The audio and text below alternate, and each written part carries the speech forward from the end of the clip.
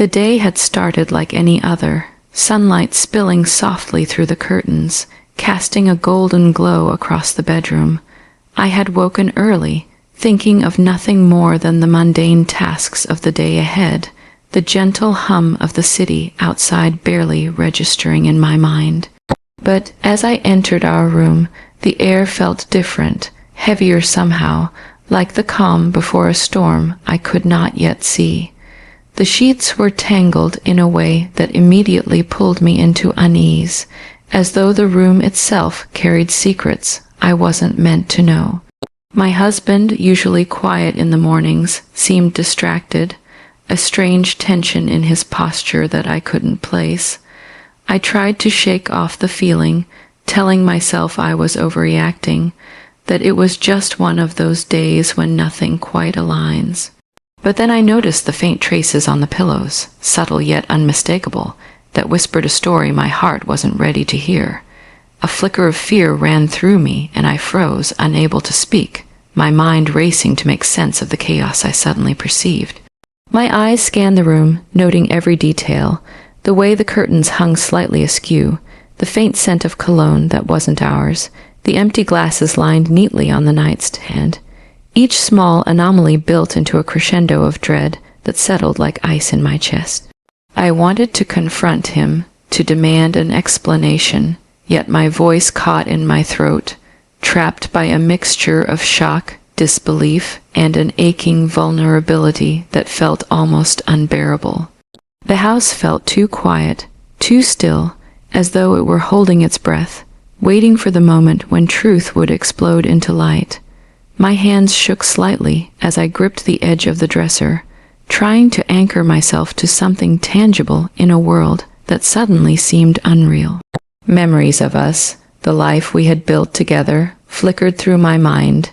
Happy dinners, late night talks, laughter spilling over the kitchen table, and each recollection now carried a bitter tinge, a cruel reminder that some parts of our life might have been illusions.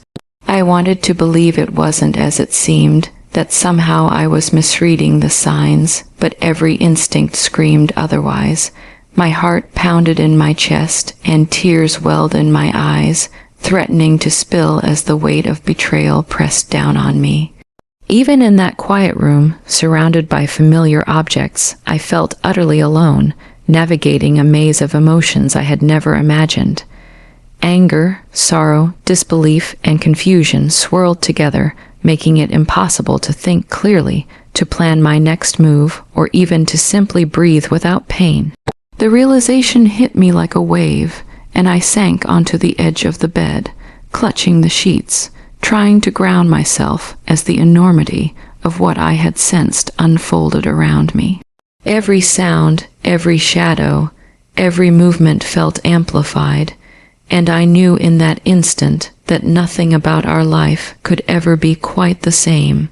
I stayed there, trembling, heart aching, caught between the desire to flee and the need to understand, suspended in a moment that would forever redefine the meaning of trust, intimacy, and the fragile nature of the life I thought I knew.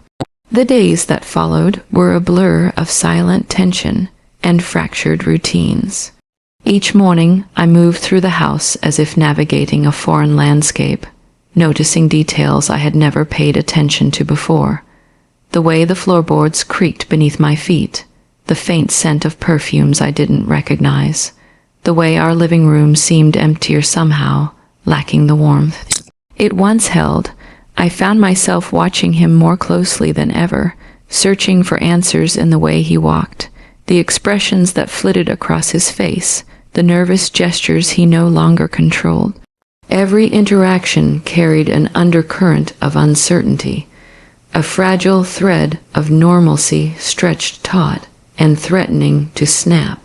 I tried to speak to him, carefully choosing words that might reveal the truth without igniting confrontation, but our conversations were stilted, heavy with pauses, each silence more loaded than the last.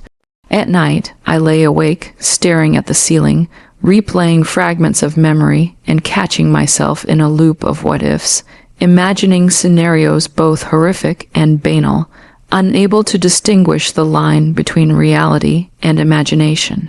My heart carried a persistent ache, a dull, gnawing pain that no amount of distraction could alleviate.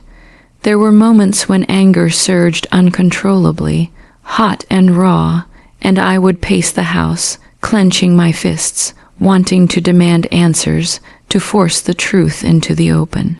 Yet there were also moments of profound sadness, an almost suffocating grief for the life I thought I had, for the trust that had been quietly eroded beneath the surface, for the intimacy that now felt irreparably tainted. I began noticing how ordinary things, the way he laughed, the way he reached for my hand, felt like echoes of someone I once knew, distant and unreachable. Friends and family tried to reach me, asking if I was okay, but I could barely form coherent words, trapped in the whirlpool of my own emotion.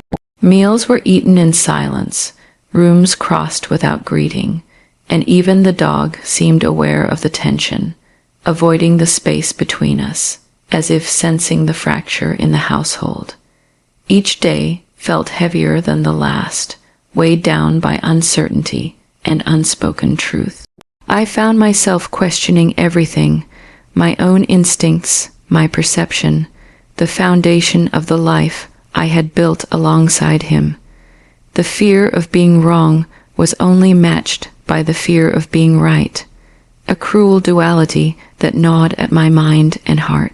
Sleep became elusive. The night stretched endlessly as I turned over every possibility, dissecting conversations, rereading messages, recalling fleeting expressions that now seemed ominous in hindsight. I wanted clarity, yet dreaded what it might bring, knowing that the answers could unravel everything. Somewhere deep inside, a quiet part of me hoped for reconciliation, for a return to the warmth and trust that had defined our early years. Yet that hope was fragile, fragile enough to shatter with a single misstep.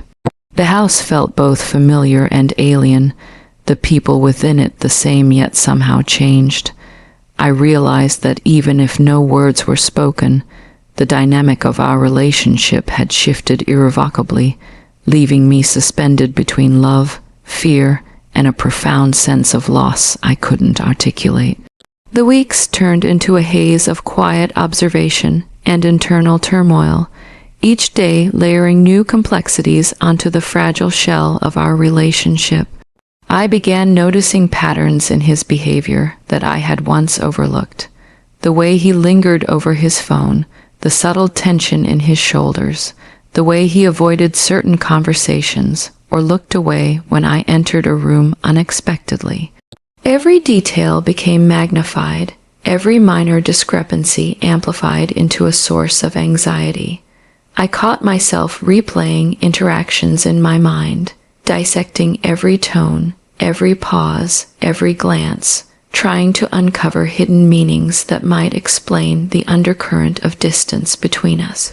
Some days I would catch a fleeting smile aimed at me, and for a brief moment, hope would surge, a reminder that the man I had loved still existed somewhere beneath the weight of secrets and unspoken words. Yet those moments were fleeting, often replaced by a crushing wave of doubt, leaving me gasping under the strain of conflicting emotions.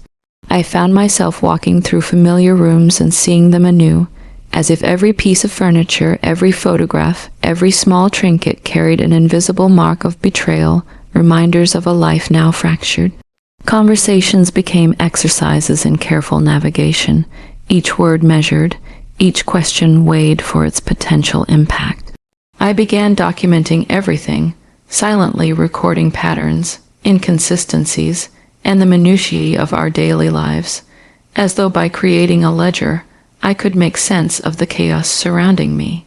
Sleep remained a distant memory, my nights spent staring into darkness, heart racing, mind spinning, trying to reconcile the love I felt with the fear that had settled like a permanent shadow.